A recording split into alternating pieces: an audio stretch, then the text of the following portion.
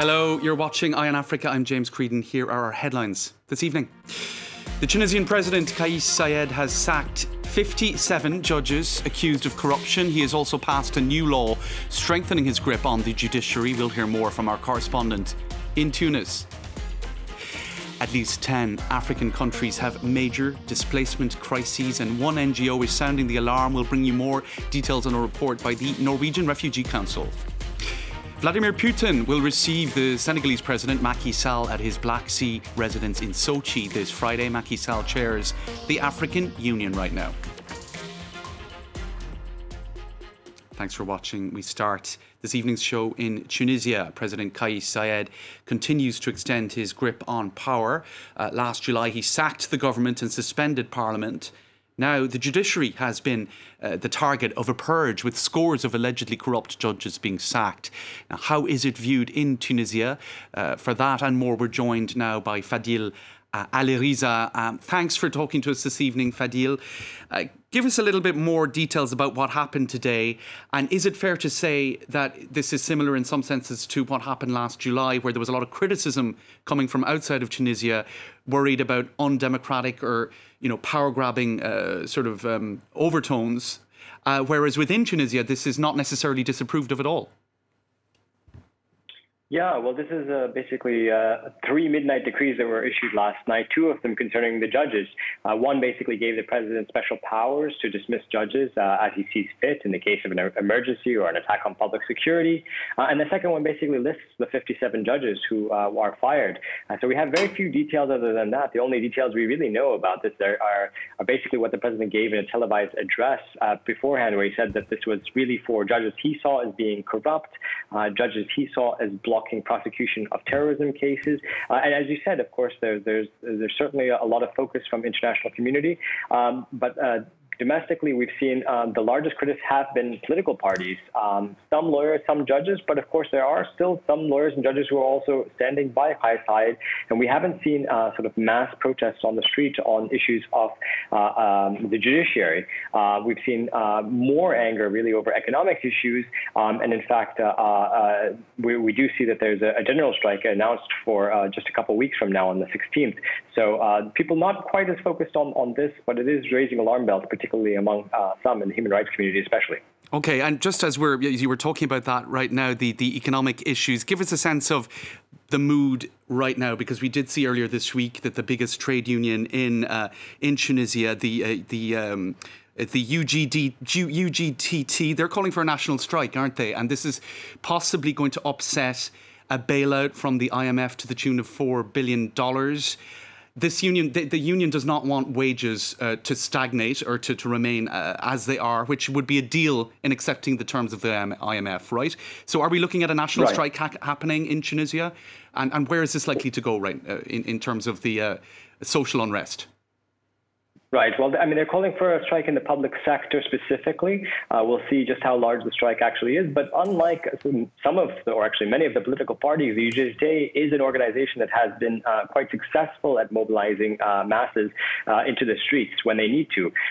So far, they've taken a bit of a standoffish approach to Kais Saied. They have refused his decision to include them in a national dialogue that they said is not really based on the terms they would like to see for a national dialogue. And so they've really resorted to this strike to sort of get their message across, saying that the president is listening to them in other means.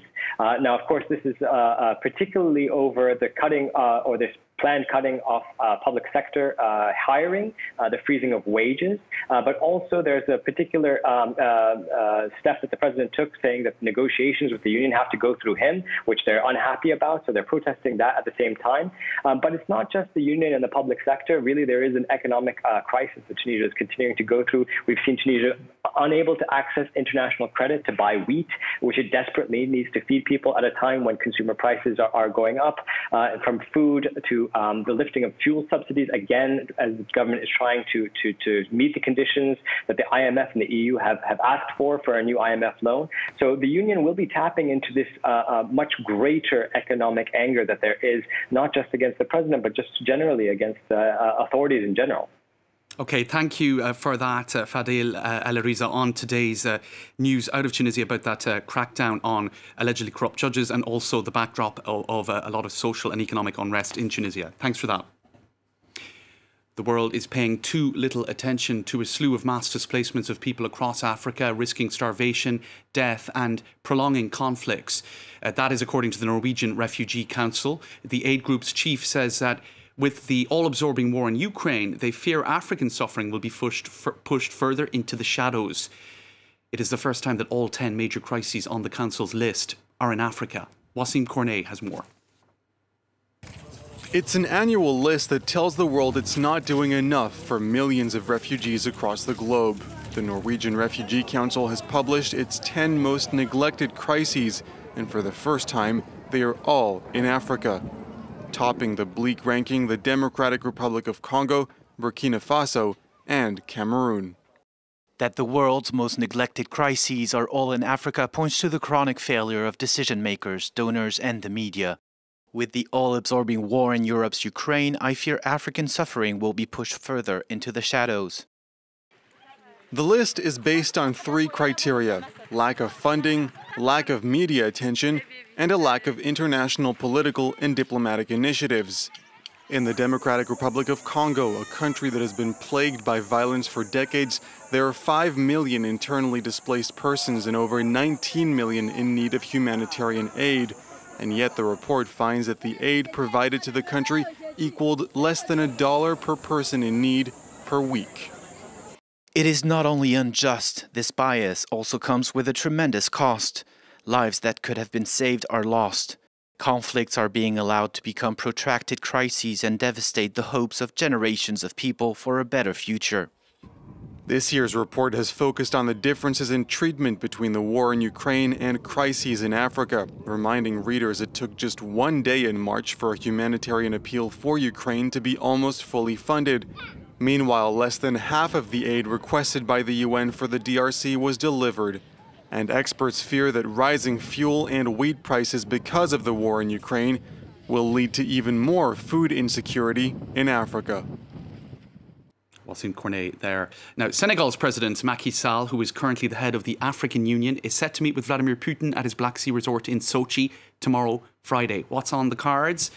Sam Bradby says more.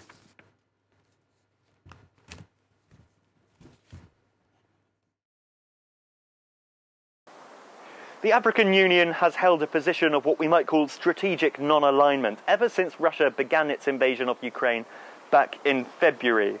This could be quite clearly seen at a UN vote in March, where countries around the world had the opportunity to vote on a resolution to condemn Russia's invasion.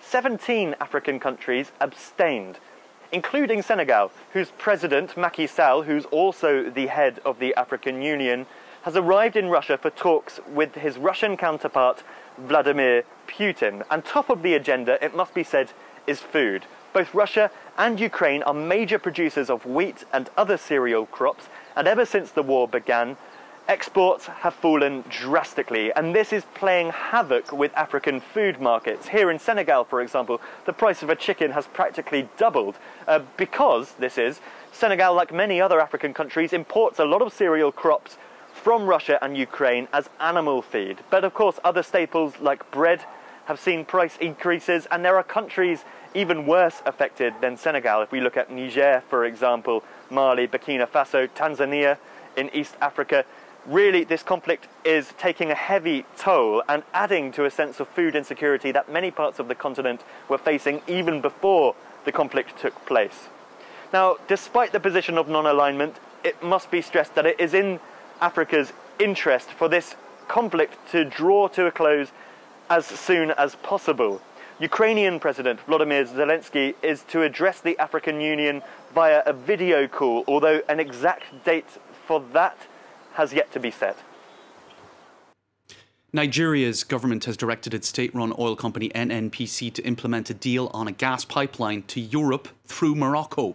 Africa's gas resources are increasingly in the spotlight as the EU looks to wean itself off Russian supplies. This gas line will take gas to 15 West African countries, then to Morocco, and through Morocco to Spain and to Europe. The International Wildlife Treaty that regulates the export of wild African elephants was amended in 2019. That amendment barred elephants in Botswana, Zimbabwe, Namibia and South Africa from being exported to any country where the animals don't live in the wild. Now, the Namibian government is bluntly disrespecting that law. Sophie Lamotte has the story. Elephants, a spectacle for some and a burden for others. Long praised for its elephant conservation policy, the Namibian government has now decided to auction off 170 of them. A controversial decision, as the species is protected by international conventions. With a jump from 7,500 in 1995 to over 24,000 in 2019, authorities claim there are too many of them and that they are increasingly clashing with humans. He passed through here, you can see there is his footstep here, the tracks, he go, the damage here, you see, he go. Now I have to rebuild now. Nice tomatoes, spinach, everything was here. Now it was my harvest time, so now I have to wait until 3 months again. Animal protection associations are protesting against the sale of this endangered species. Since 2019, it is, in principle, forbidden to export elephants to countries where they are not in the wild.